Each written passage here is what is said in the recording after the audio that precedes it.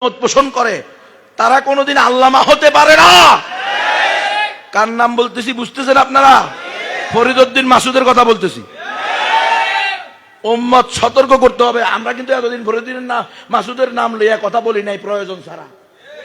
এখন যেহেতু একটা গ্রুপ যারা বিভিন্ন সময়ে দালালি করে ক্ষমতাশীলদের, এদের ইতিহাস দালালি করার উম্মত জানে। আলহামদুলিল্লাহ উম্মতের সামনে এটা স্পষ্ট হয়ে গেছে।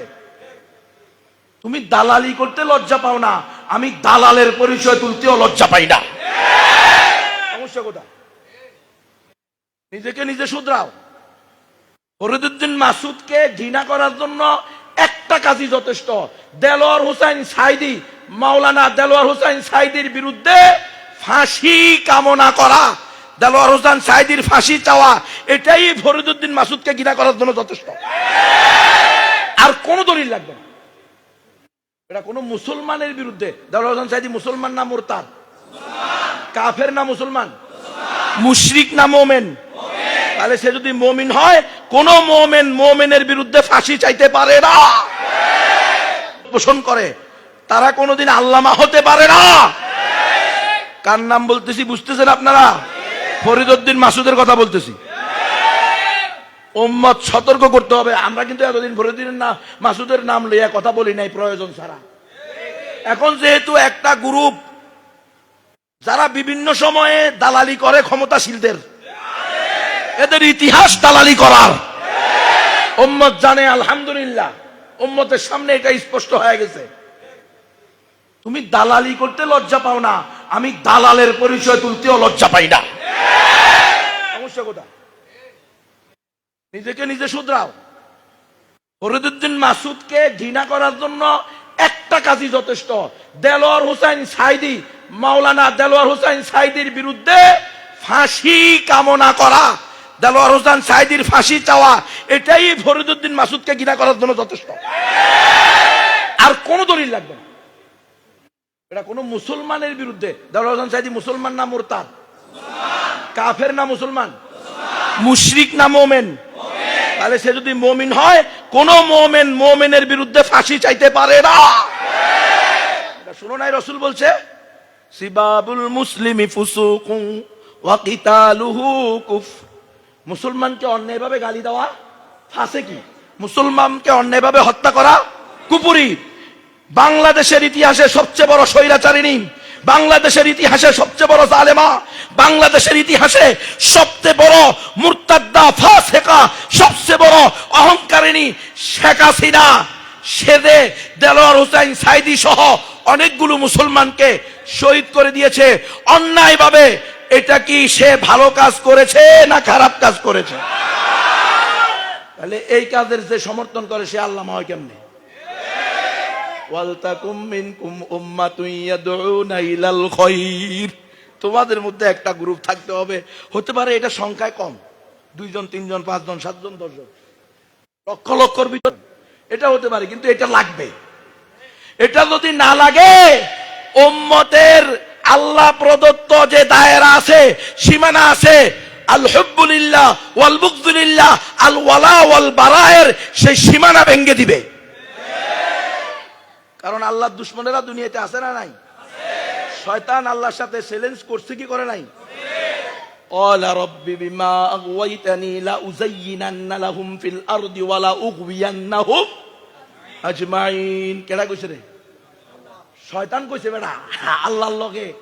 ক্বালা রাব্বি বিমা আগওয়াইতানি লা উযায়্যিনান্না লাহুম ফিল আরদি ওয়া লা উগবিয়ান্নাহুম আজমাইন। তোমার সকল বান্দাকে আমি বিভ্রান্ত করব। কে বলছিল? কারে কইছে? আল্লাহর লগে চ্যালেঞ্জ করছে। তো শয়তানে না দুনিয়া থেকে আপনারা আমার চোখের আড়ালে, শয়তানের কিছু প্রেতাত্মা আছে না? শয়তানের কিছু জারজ সন্তান আছে না? ইহুদি খ্রিস্টানরা কার জারজ সন্তান? শয়তানের জারজ সন্তান।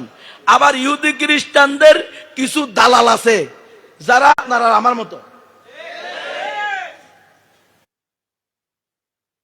আরো এক বড় অন্যায় হলো ফরিদউদ্দিন মাসুদের, সেটার নাম হলো 1 লক্ষ মুফতির ফতুয়া। কথা বলেন। 1 লক্ষ মুফতির ফতুয়া ছিল জিহাদ ফি সাবিলিল্লাহর বিরুদ্ধে। 1 লক্ষ মুফতির ফতোয়া ছিল, আল্লাহ যে ঘোষণা দিয়েছেন কুতিবা আলাইকুমুল কিতাল, এই মুসলমানেরা, এই আমার বান্দারা, এই আমার বান্দিরা, তোমাদের জন্য আমি জিহাদকে ফরজ করেছি।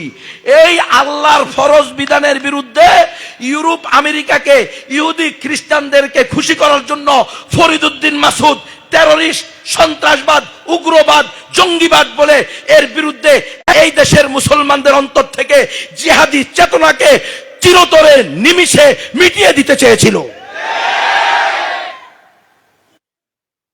পশ্চিমারা তার এই ফতুয়া পেয়ে ভূয়সী প্রশংসা করেছে দালাই লামা। এরা দালাই লামাকে তিব্বতের প্রধানমন্ত্রী, হ্যাঁ, বৌদ্ধদের প্রধান। তার এই ফতুয়া পেয়ে ভূয়সী প্রশংসা করেছে নরেন্দ্র মোদী, গুজরাটের কসাই, যার হাতের মধ্যে প্রতিনিয়ত কাশ্মীরের মুসলমানদের রক্ত লেগে থাকে, যার হাতের মধ্যে প্রতিনিয়ত আমার প্রিয় বাংলাদেশের আমার মুসলিম ভাই বোনদেরকে লাশ করে গুলি করে ঝুলিয়ে দেওয়া হয় তার কাটার ভিতরে তার হুকুমে। সেই গুজরাটের গোলাই প্রশংসা করছে, তার ভূয়সী প্রশংসা করছে, হ্যাঁ, পোপ ফ্রান্সিস। বুঝুনি আপনাদের বুঝে আসে? যেই ফতুয়ায় ইহুদিরা খুশি হয়, যেই ফতুয়ায় খ্রিস্টানরা খুশি হয়, যে ফতুয়ায় মুশরিকরা ভূয়সী প্রশংসা করে, ওই ফতুয়া কোনোদিন মুসলমানের পক্ষে হতে পারে না। তাহলে জিহাদ ফি সাবিলিল্লাহ ইসলামের একটা ফরজ বিধান। আপনি আমাকে প্রশ্ন করতে পারেন, তুমি কি জিহাদ করনি? না রে ভাই, করি না, কারণ আমার ওই যোগ্যতাও নাই। দেখো না পেট কত বড়, ওরে বাপরে বাপ, ছোটখাটো একটা ডেরাম, এই বড় পেট লয়ে কি যুদ্ধ করবো? কি করবো? মাসে এমন খাওয়ানি খাওয়ায়, একবারের জায়গায় 3 বার না খাইলে জোর করে, হুজুর এটা না খাইলে আমার মনে বুঝবো না, তোমার মনে বুঝবো না, আমার পেটের কি হইব? কথা বল, অনেক জায়গায় এই ঘটনা ঘটে। যাক, আল্লাহ মাফ করুক।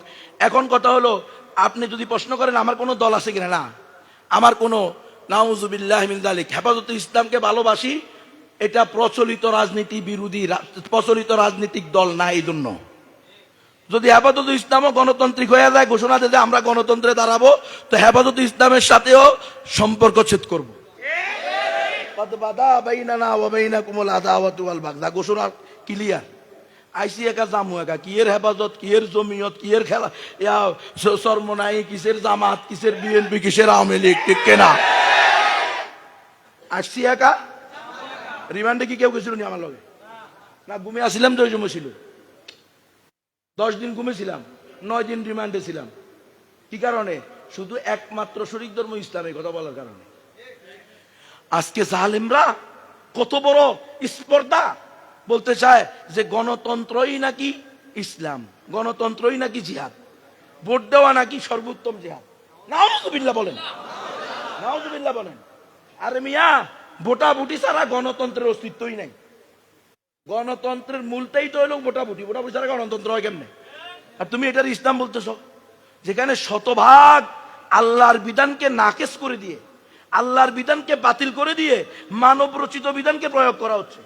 এটা কোশ্চিন কালেও ইসলাম হতে পারে না।